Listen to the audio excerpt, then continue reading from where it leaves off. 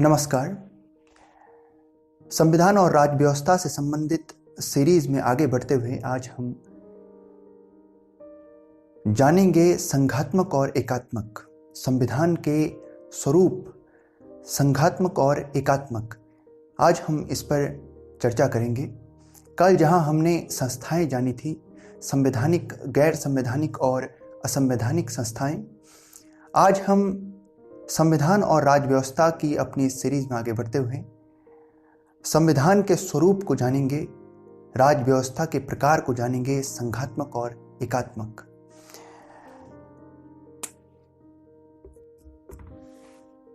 संघात्मक और एकात्मक स्वरूप, कब हम किसी संविधान को संघात्मक कहते हैं और कब उसे एकात्मक कहते हैं। एकात्मक संविधान के कुछ लक्षण होते हैं, कुछ गुणधर्म होते हैं, और इसी प्रकार संघात्मक संविधान के कुछ गुणधर्म होते हैं, और इसी के चलते दुनिया के तमाम संविधानों को हम इस प्रकार से दो भागों में बांट देते हैं। हम संविधानों को अलग अलग प्रकार से बांटते हैं। जैसे हम किसी संविधान को कठोर संविधान कहते हैं, किसी संविधान को नम्य या कोमल संविधान कहते हैं, किसी संविधान को लिखित और अलिखित में हम बांटते हैं। जैसे हम जानते हैं कि 14 जुलाई 1776 में अमेरिका जब आज़ाद हुआ तो दुनिया का पहला लिखित संविधान अमेरिका का है। एशिया का पहला लिखित संविधान जापान का है। श्रीलंका का संविधान दुनिया का सबसे लचीला संविधान माना गया है। भारत का संविधान दुनिया का सबसे बड़ा लिखित संविधान है। तो इस प्रकार दुनिया के संविधानों को हम अलग अलग प्रकार से बांटते हैं। इसी प्रकार एक संघात्मक और एकात्मक स्वरूप संविधान का होता है, और हम इसमें अलग अलग संविधानों को रखते हैं। जैसे संघात्मक संविधान का एक प्रकार अमेरिका है और एकात्मक संविधान का एक प्रकार ब्रिटेन है। एकात्मक संविधान के क्या लक्षण होते हैं?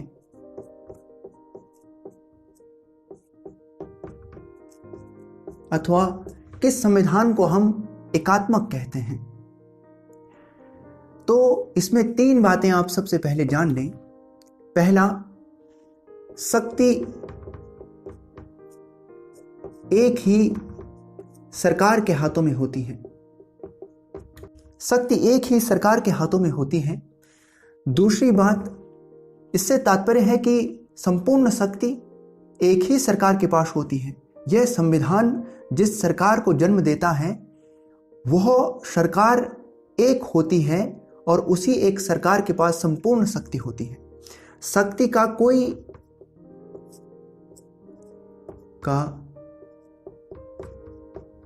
कोई विकेंद्रीकरण नहीं होता है।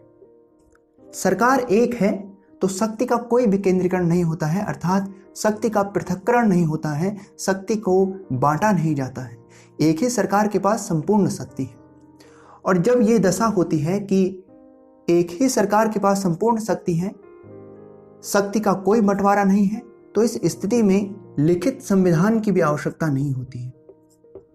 देखिए, इस दृष्टि में लिखित संविधान की आवश्यकता नहीं होती है। इसलिए लिखित संविधान की आवश्यकता तब होती है जब शक्तियों का बंटवारा हो रहा हो, तब उन शक्तियों के बंटवारे को स्पष्ट करने के लिए लिखित संविधान तैयार किया जाता है। लेकिन यहाँ शक्तियों का कोई विकेंद्रीकरण ही नहीं है, शक्तियों का कोई बंटवारा ही नहीं है, संपूर्ण शक्तियाँ एक ही सरकार के पास हैं, तो इस प्रकार यहाँ लिखित संविधान की भी आवश्यकता नहीं होती है। तो एकात्मक सरकार के ये कुछ लक्षण हैं। इसके अलावा आप एकात्मक सरकार के कुछ गुणधर्मों को इस प्रकार जान सकते हैं। जहाँ एकल नागरिकता,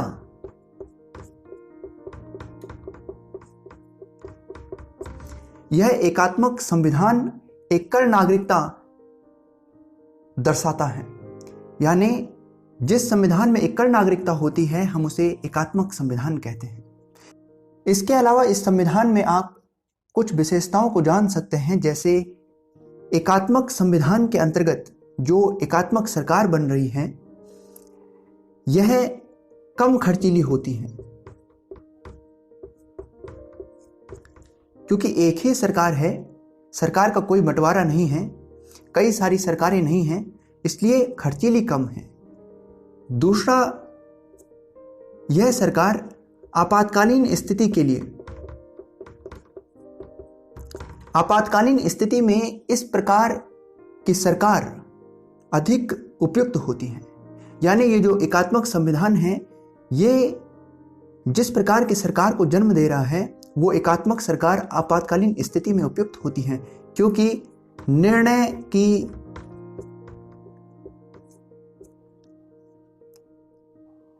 शीघ्रता होती है। इस प्रकार के संविधान से जो एकात्मक सरकार जन्म लेती है उसमें निर्णय की शीघ्रता होती है। तो एकात्मक संविधान के कुछ ये विशेषताएं हैं, गुणधर्म हैं, आप इन्हें जान सकते हैं, लिख सकते हैं, आपको इन्हें याद करना चाहिए। अब हम संघात्मक संविधान को जानेंगे।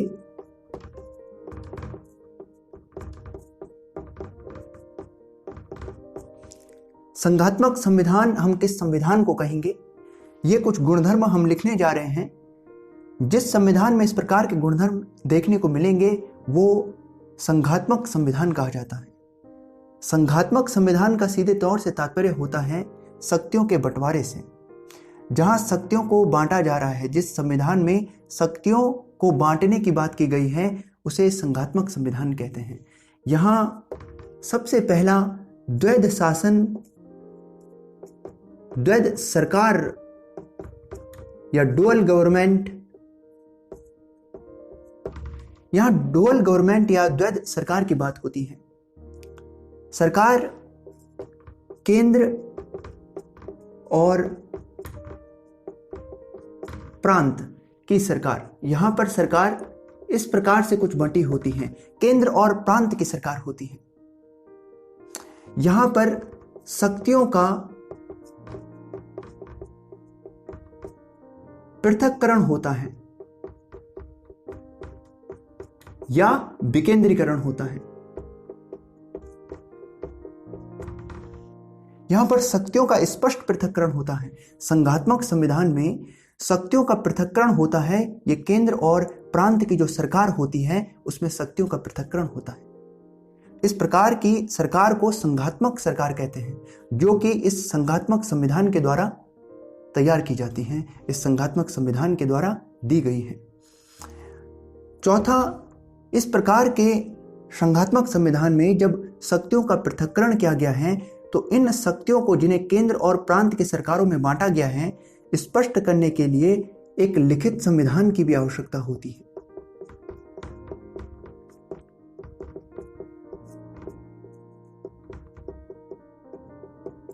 तो लिखित संविधान भी संघात्मक संविधान का एक गुणधर्म है। इसके अलावा हमें यहां पर संविधान की सर्वोच्चता हमेशा रहती है।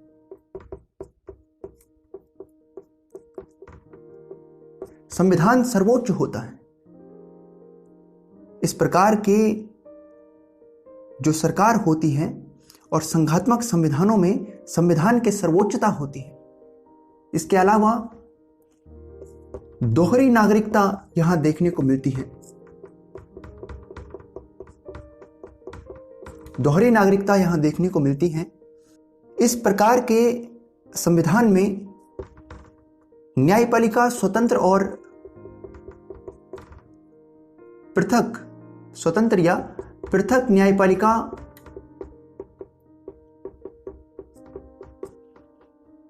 होती है। स्वतंत्र या पृथक न्यायपालिका से तात्पर्य है कि न्यायपालिका इस तरह के संविधान में जो दर्शाई गई है वह राज्य या केंद्र किसी भी सरकार के दबाव में नहीं होती है, वह स्वतंत्र होती है, पृथक होती है। तो इस प्रकार से यह कुछ संघात्मक संविधान के लक्षण हैं और इसी से हमें मालूम होता है कि यह संविधान संघात्मक है, यह शक्तियों का स्पष्ट पृथक्करण है। तो इन बातों को आप याद करें, नोट कर लें, यह संघात्मक संविधान को दर्शाती है। संघात्मक संविधान में कुछ अन्य इस प्रकार की विशेषताएं इसकी हैं जो दोष के तौर पर आप देख सकते हैं। इस प्रकार के संविधान से जो सरकार बनती है, संघात्मक सरकार, यह अत्यधिक खर्चीली होती है। खर्चीली होती है इसलिए खर्चीली होती है क्योंकि सरकार दो भागों में बटी हुई है और इस कारण से अपेक्षाकृत एकात्मक जो स्वरूप का की जो सरकार होती है उसकी अपेक्षा यह अधिक खर्चीली सरकार होती है। इसके अलावा निर्णय में विलंब होता है, क्योंकि सरकार दो भागों में बटी है, एकीकृत नहीं है। इस दशा में निर्णय में विलंब होता है। आपातकालीन स्थिति के लिए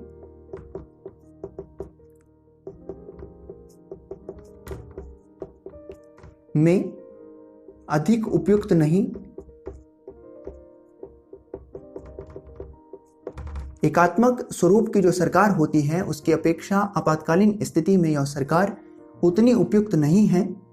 निर्णय में भी विलंब होता है। तो इस प्रकार के कुछ दोष इस प्रकार के संविधान में देखने को मिलते हैं। इस प्रकार की सरकार की एक महत्वपूर्ण विशेषता या जिसे गुण आप कहेंगे वो ये है कि इस प्रकार के संविधान से जो सरकार बनती है वो अधिक व्यापक होती है, अधिक व्यापक सरकार होती है और प्रतिनिधित्व अधिक प्राप्त होता है।